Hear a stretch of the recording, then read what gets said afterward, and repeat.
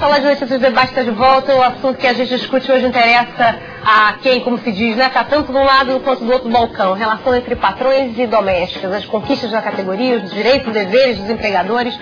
Você que nos assiste pode participar desse programa pelo chat, pelas redes sociais, também votar na enquete no site do Futuro. Os endereços para encontrar a gente estão aí na sua tela. E hoje aqui no estúdio falando sobre esse assunto estão a Creuza Maria de Oliveira, presidente da Federação Nacional das Trabalhadoras Domésticas, Mário Avelino, presidente da ONG Estupro Doméstica Legal, e a socióloga Tânia Cruz, professora e pesquisadora da Universidade de Brasília. Vamos lá, Tânia, desculpa te interrompi, você estava falando sobre a questão das diaristas. Concordo com o Mário, ele tem razão, né? Na estrutura de mercado mundial, globalizada, cada vez mais as pessoas são encorajadas a serem autônomas, empreendedoras, liberais no seu desenvolvimento laboral. Mas a gente tem que ponderar que a prestação de serviço de quem faz diária, é jardineiro, babysitter, na Inglaterra, na Alemanha, na França e nos Estados Unidos, responde a uma dinâmica de mobilidade e stratificação social. Na América Latina, no Brasil, ser diarista, ser mensalista, significa uma carreira para a vida toda. Para a vida toda. Então, eu nos outros países isso é momentâneo. Você vai fazer aquilo e... Ela vai fazer aquilo e parte para uma outra... Existe hoje um projeto de lei aprovado no Senado e define diarista como uma profissional que presta serviço no máximo 2 vezes por semana para o mesmo contratante, recebe no dia da diária sem vínculo. Nós conseguimos agora, que está na Câmara para ser votado, para reduzir, porque a diarista hoje ela contribui para a Previdência ou com uma alíquota de 20% ou de 11%. A gente propôs, até em função do microempreendedor individual, que ela tem a opção, quer dizer, de contribuir com 5% para como dona de casa, como a contribuinte facultativa. Então eu aproveito e sugiro, diarista, você não é contribuinte, vá ao posto e diga, eu quero contribuir como contribuinte facultativo. E não como autônoma. E a grande maioria que hoje contribui, que não corresponde a um texto, está pagando, às vezes, 20% sobre um salário mínimo. Ela pode até liberar... Então é 11 ou é 20? Não, tem 2 opções. Se ela opta por 20, ela determina a base e tem o direito à aposentadoria por tempo de serviço. Quando ela vai para 11, ela perde o direito à aposentadoria por tempo de serviço, a temporidade e invalidez, e a base é sempre um salário mínimo. Ora, se contribua com 5%, dá R$ 27,25. Então, diaristas defendem, olha, é uma realidade. Essa evolução que a Tânia colocou é natural. Aqui no Brasil também, quanto mais vai evoluindo socioeconomicamente, tanto é que a reposição de mão de obra hoje, de jovens, de pessoas até 25 anos, está cada vez mais escassa. Então, naturalmente, vai haver uma ascensão pela própria carência. O mercado está cada vez mais necessitando de mão de obra doméstica e cada vez está mais raro. Começa a haver uma valorização e a própria doméstica se conscientizando do seu valor. Olha só, de forma gradativa. Vamos aqui, ó, Vicente pede que vocês falem sobre as dependências nos imóveis. O quartinho de empregada não é a reedição moderna da senzala? O quanto que o status da doméstica hoje ainda nos remete à escravidão? Olha, a relação do trabalho doméstico ainda hoje, ainda remete sim à época da escravidão. E no caso do quarto de empregada, né, que tem esse quarto que não tem ventilação, que é apertado, que geralmente a fechadura do quarto é quebrada, que é depósito do lixo, da roupa suja da casa, né? Ou dos brinquedos da criança quebrados. Mesmo que não seja tudo isso, é um espaço afastado dos quartos da família. Os imóveis já são construídos e desenhados assim, né? Exatamente, que deprime, que isola, né? Tudo isso. E a questão também da carga horária excessiva. Hoje as trabalhadoras domésticas trabalham mais de 50 horas semanais, enquanto outros trabalhadores 44 horas semanais, a trabalhadora é mais de 50 horas. Vai ser bastante difícil de colocar. Fico imaginando, né? Eu não estou defendendo, confirmando, mas eu fico imaginando que vai ser bastante difícil definir e fiscalizar a questão da carga horária, né, do trabalho, porque o espaço doméstico da casa é um espaço privado, onde uma fiscalização pode entrar sem uma ordem judicial, então...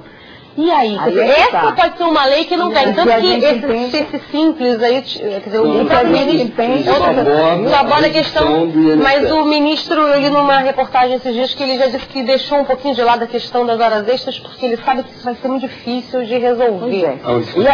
E é sempre assim, vão deixando para o lado, vão deixando para aqui, porque vai incomodar né? Vai incomodar a sociedade, a classe média não pode ser incomodada, mas nós podemos. Continuamos sendo escrava, trabalhando mais de 50 horas semanais.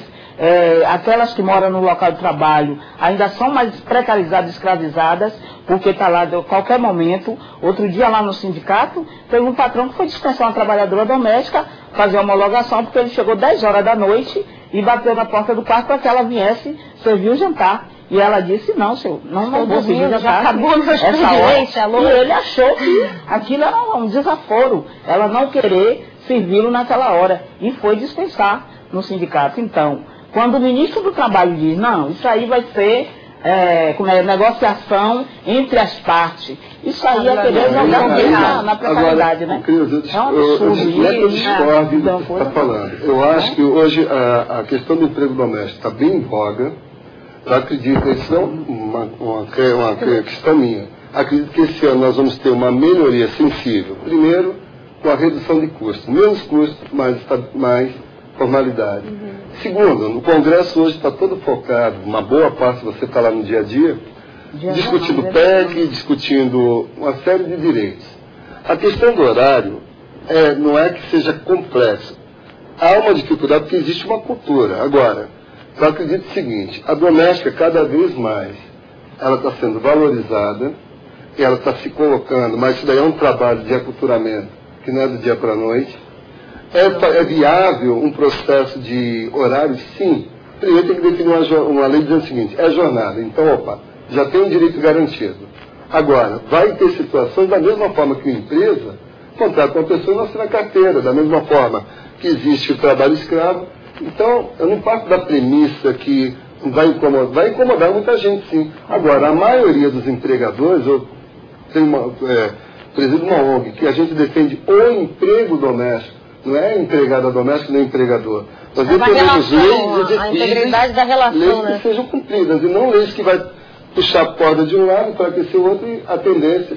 E não vão resolver a questão da relação. Então, o empregador, principalmente na capital hoje, nas capitais, eles querem cumprir a lei, eles querem, sim, que é empregado, que é uma parceira. Agora, eles querem leis que permitam que eles cumpram. Então, a questão de falar em aumento de custo, na minha concepção, é tiro no pé. Então, é um ponto de vista, com todo respeito à criança, é muito bonito e justo que o empregado tivesse seus direitos. Agora, empregador doméstico na empresa. Empregador doméstico não tem financiamento do BNDES. Você não pode ser empregado doméstico. Agora, você colocou a questão. Ok, você colocou a questão. Então, a gente não vai defender a empregada doméstica ou o empregado. Vou defender o emprego doméstico. Olha só. Se o argumento é esse, vamos de novo cair na discussão de que é preciso estruturar isso. Quer dizer, se a questão é emprego doméstico, então vamos lidar a partir de uma discussão com as secretarias estaduais que estão aí gerenciando empregabilidade, custo de formação, capacitação. Quer dizer, se é emprego doméstico, quem é que oferta isso? Quem é que regula essa oferta? Né? Enfim, quais são os tomadores desse serviço? Porque aí fica até mais... Eu acho que a gente tira a meia-culpa de muita gente. Precisa regulamentar, definir, né? Exato. Uma coisa importante, uma desculpa, rapidamente. Um dos projetos que a gente propôs e foi aceito, inclusive a autora, a senadora, ex-senadora Félix e Sarenco, porque o Brasil não pune quem desrespeita a lei. Então a gente propôs, olha, a empregada para entrar com ação na justiça, e que de fato for comprovado que o empregador não cumpriu a lei, o juiz, além de determinar o pagamento dos direitos trabalhistas, férias, 13º, vale transporte, se houver a regularização do INSS, vai ter que determinar uma multa variando de 1.000 a 15.000, de acordo com a gravidade que achou do punido, né? Então vai doer no bolso. Porque quando o empregado entra com ação na justiça, aquele empregador vai ter que contratar um advogado. Provavelmente vai ter que perder um dia de trabalho. E agora vai ter uma multa adicional para, até 15.000, a coisa fica mais... Eu acho que isso operacionaliza. Agora, a minha questão, e talvez seja da Crioula também, ela é um pouco maior que... qual é a dinâmica cultural que sustenta isso, Mário? Né? Então, quando você coloca a questão do emprego doméstico, a gente esvazia uma questão de que são 7 milhões de mulheres que ficam em cubículos, destratadas, invisibilizadas, e quer dizer, A sensação que eu tenho é que essa discussão ela fica sempre na superfície. Porque se você entra, e a pesquisa que eu acabei de fazer com alguns colegas e alguns colaboradores aí, é de que essa trabalhadora nunca é ouvida. Quando a Amanda começou aqui essa tomada, falando ali o quartinho, né? O que é esse quartinho? É o quartinho do silêncio. Do não direito, da não cidadania, da não respeitabilidade. Você falou daqui as domésticas não são ouvidas. Nós fomos ouvir as domésticas. Vamos aqui. A gente foi no Sindicato das Empregadas Domésticas aqui no Rio, num dia de atendimento jurídico, para ouvir quem foi até lá para procurar orientação para tentar um acordo aí com a patroa. Vamos ver o que 2 trabalhadoras domésticas falaram sobre seus direitos e sobre a relação com os empregadores. Eu acho que precisa melhorar pouca coisa, porque nós já conseguimos muita coisa. Entendeu? Então, assim, não me sinto discriminada mais por ser uma empregada doméstica. Ganhei muitos direitos, né, graças à lei. Além de tudo, nós precisamos do nosso trabalho, mas as patroas também, elas dependem muito da gente. Acho que a gente depende do dinheiro delas e elas dependem do nosso serviço. Todo ser humano é ser humano. Não tem que ser diferente, porque é casa de família. Inclusive, casa de família, que é um lugar que você tem que ter mais confiança, porque você está cuidando de uma família, você está dentro de uma casa de uma pessoa, você tem que conquistar aquela confiança em tudo ali. Aí que devia ser melhor ainda, mas não, é o contrário. Eu acho muito péssimo isso.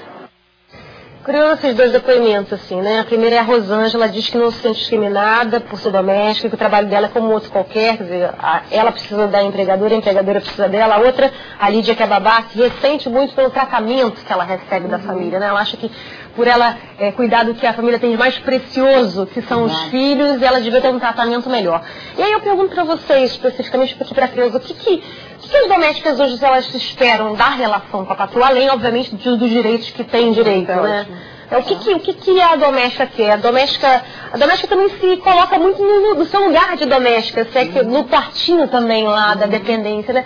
Mas qual é o tipo de relação que ela quer, além dos seus direitos que não tem nem querer, tem que ter mesmo, né? Olha, nós acabamos de sair de um congresso, o 10º Congresso Nacional de Trabalhadora Doméstica, que tivemos agora em Recife, terminou domingo, onde a gente tirou uma pauta de reivindicação, uma pauta de ação para a organização da categoria no Brasil e os avanços que a gente quer ter aqui em nível do trabalho. Então, elas querem educação, creche, escola a tempo integral, quer chegar a trabalhar e ir embora, ter sua carga horária. Mas da relação, né, com a patroa. Assim, essa relação é o entendimento que a patroa entenda que ela quer ir para casa. É ser humano, que ela quer ir para casa, que ela quer ir na escola no dia da reunião da escola do filho, que ela quer ir cuidar da saúde. A pesquisa que foi mostrada lá no Congresso, gente, é assustador o número de trabalhadora doméstica que morre por não ter condições de ir do médico, de não poder fazer um preventivo, de não poder fazer uma mamografia, porque o trabalho proíbe ela, proíbe ela, quer dizer, ela perde o emprego quando vai no médico. Quer dizer, isso que a gente está falando aqui, né, que é uma realidade, que eu comecei, acho que o programa falando isso, né, nas grandes cidades a gente tem visto muito isso, Rio, São Paulo principalmente, né. As patroas estão loucas atrás de uma doméstica, uma boa empregada, mesmo que não durma em casa, uma boa empregada, que é uma pessoa legal, compromissada. É uma mistura de Nani com Mary Poppins. Exato, mais ou menos, assim. E tá difícil, e quem aparece se cobrando muito alto. Ok, lei do mercado, oferta e procura. Agora, essa não é a realidade do Brasil, né? Isso que você está me dizendo aí é uma realidade, parece que o Brasil é esse Brasil aí que você está dizendo, né? Não é esse Brasil que é São Paulo. Não estou dizendo que existe ainda, a cultura escravagista está muito entranhada. Mas quando uma pessoa dispensa a outra porque quis cuidar de sua saúde, quando a pessoa tem sua saúde bem, pode desenvolver melhor suas tarefas. É a realidade maior, Maria. Entendeu? Eu não estou tirando a realidade que está falando. Eu quero dizer o seguinte. Não é nem 8 nem 80. Talvez no passado esse 8 ou 80 estava muito alto. A coisa está se equilibrando. Então, é importante destacar o seguinte. Gente, eu sou otimista. Eu procuro ser mais realista porque eu sempre procurei enxergar que uma relação de trabalho é capital-trabalho. Então, há quem emprega e paga, porque tem necessidade. Há quem trabalha, porque ele também tem necessidade de remuneração. Então, de repente, se coloca ou o empregador é o vilão, ou a empregada é a vítima total. Não é por aí. Não é assim. Existe sim. Nem a questão do poder. Quem tem mais poder? Não, é o empregador, né? Quem é o empregador. E aí quando se fala assim, a vítima, claro, né? Porque ela está na condição de, como é que chama, de serviçal. E aí você sabe como é essa relação. Eu digo isso porque quem vive isso é que sabe. Eu comecei a trabalhar com 10 anos. Olha só, sei de tudo. E sei o que as colegas falam. Quando essa companheira, aquelas duas ali, estavam falando ali no sindicato, que a patroa precisa do trabalho dela, né? E ela precisa do salário, né? Do salário para sobreviver. Todo mundo, né? Precisa trabalhar para ser feliz, para produzir, para ganhar dinheiro. Porque quando dizem que o trabalho doméstico não gera lucro para o patrão, a gente pode não gerar lucro como uma empresa de ônibus, ou a empresa que, né? Mas a gente dá as condições do patrão em buscar suas riquezas, né? Dá as condições de sair para trabalhar, prover a família dele, entendeu? Né? A gente contribui com a economia do Brasil, a gente contribui com a economia mundial. Então a gente tem que ser tratada de forma igual a qualquer outro trabalhador. Deixa eu ouvir aqui, Antônia, porque a gente tem aqui uma patroa falando também, acho legal ouvir, mas eu acho que é só também lembrar que é uma discussão aqui, quer dizer, não estamos aqui para brigar em uma para outra. Mas quais são as condições desse trabalho? A gente está falando disso, sabe? Então, não é satanizar a empregador, inclusive a gente não fala mais em patrão, patroa, exatamente para tirar esse tom paternalista e de hipótese. Eu sou sua patroa? Não, ela não é minha, enfim, né? Então, ter esse entendimento de uma relação que reconheça que aquela profissional pode negociar algo. Porque o que a gente tem hoje, Mário, por mais existem boas relações, né? Quando aquela moça diz assim, olha, eu estou feliz aonde eu estou, porque provavelmente ela veio de relações muito ruins. Se eu te colocar aqui relato da pesquisa, eu vou te dizer, por exemplo, que das 55 mulheres que nós entrevistamos entre Brasília e Salvador, muitas delas disseram assim, professora, o meu prato, o meu copo e o meu garfo fica na área da despensa onde fica o material de limpeza. Ácido, detergente, sabão em pó. Percebe? Então, assim, que condições de trabalho são essas e como é que a gente tira essa profissional desse submundo? Porque é um submundo. É um submundo. Tem que haver investimento. Olha só, vamos dar uma olhadinha aqui no lado das patroas agora, então. A Maria Luísa Ocampo, que criou o blog Dona Patroa, ela desconstrói essa visão, né, de que todas as patroas são meras madames e diz que para a relação dar certo, todo mundo precisa saber direitinho quais são os seus direitos e deveres. Vamos ver. Oi, meu nome é Maria Luísa. Eu tenho um blog chamado Dona Patroa, que eu fiz para ser um espaço de troca de informação e conversa das empregadoras domésticas. Essas mulheres como eu, né, a gente tem um trabalho, né, a gente presta serviço, a gente também tem contratos de trabalho, né, e assim a gente também reproduz dentro da nossa casa esses contratos de trabalho. Não são mulheres que estão querendo simplesmente essa visão de madame, de que quero alguém porque eu não gosto de cozinhar, eu quero alguém... Não, principalmente aquelas que têm filho, né, como eu, né? Eu entro meio em defesa das empregadoras domésticas, porque as pessoas que eu conheço não são interessadas em fazer bons contratos, né, mas também elas estão cobrando pelo serviço que estão se contratando.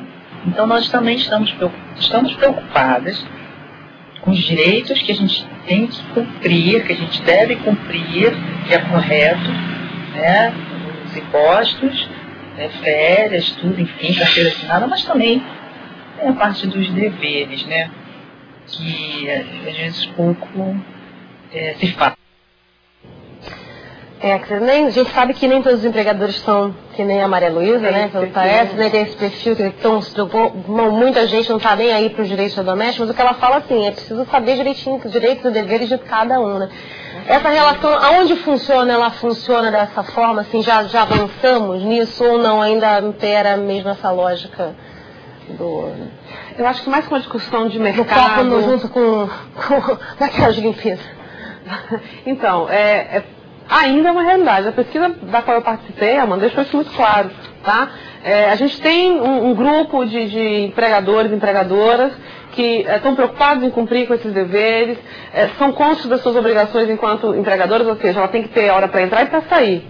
E se ela precisar de um apoio para estudar, eu vou ajudar. Esse grupo existe. Mas não é a Mas maioria. é muito reduzido. Não é, muito não é. reduzido, Então isso a gente tem que deixar claro aqui. E aí, na verdade, a fala da Luísa que me deixa feliz e colocar o seguinte: a briga aqui é para um mercado moral. A gente precisa reeducar esses empregadores e empregadoras, né? A gente precisa chegar a um consenso que é possível, gente. É possível. O que não pode é ir para a briga dizendo, olha, a gente já começou com uma causa perdida. Não, a causa não está perdida. Tá? Não é informalidade que vai desconstituir 40, 50, 60 anos, né, de movimento. Entende? Então, assim, talvez a ideia não seja desconstruir 40, 50 anos de movimento, mas talvez desonerar também o empregador, né? Isso, até porque a ideia de que o emprego doméstico vai assumir de vez de um país como o Brasil, eu só acho que eu não acho Por isso aqui, inclusive, eu acho que as falas do Mário... fórmulas, mecanismos... Sim, né? Isso, fórmulas, mecanismos. Quer dizer, a preocupação que o Mário tem posto aqui no debate, a gente precisa alinhar uma prospectiva. Como é que a gente pode projetar a partir de hoje toda a regulação dessa relação de trabalho? Isso é o que a gente está falando, entende? Vamos fazer um outro intervalo rapidinho agora. Você que está aí do outro lado, continue mandando perguntas aqui pra gente, participando do chat. Os contatos estão aparecendo aí na sua tela. Você pode também mandar mensagens por SMS para o número 65865, colocando Fala Debate na frente da pergunta. Guarde um minutinho só, a gente volta já já.